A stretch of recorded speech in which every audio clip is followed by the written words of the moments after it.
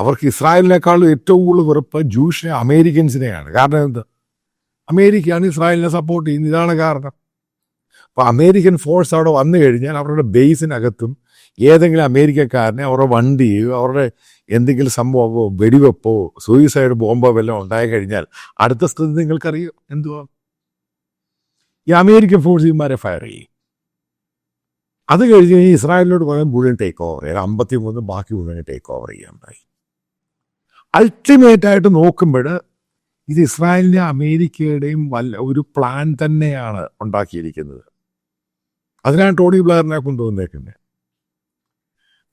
നിങ്ങൾ സിമ്പിളായിട്ട് മനസ്സിലാക്കേണ്ടതാണ്. ഞാനൊരു ഉദാഹരണം പറയാം, 2 ഉദാഹരണം പറയാം. ആദ്യത്തെ, കഴിഞ്ഞ സമയത്താണ് KKP, അതായത് ടർക്കിയിലെ ഏറ്റവും വലിയ റാഡിക്കലായിട്ടുള്ള ഒരു ഓർഗനൈസേഷൻ ടർക്കിഷ് ഗവൺമെൻറ്റിനെതിരെ. അപ്പോൾ അവരുടെ ആംസ് കൊണ്ടുപോയി സറണ്ടർ ചെയ്ത്. അപ്പോഴും ഒർദുഗോനും മറ്റുള്ള ലീഡേഴ്സ് പറഞ്ഞ് അതിൻ്റെ അകത്ത് 10% വന്നിട്ടുള്ളൂ. ഇപ്പോഴും 90% ആംസുമായിട്ട് നടക്കുകയാണ്. അവർ കീഴടങ്ങാൻ തയ്യാറല്ല. പിന്നെ ഇതൊക്കെ നടക്കുന്ന ഒരു നാടകമെന്ന് മാത്രമേ ഉള്ളൂ.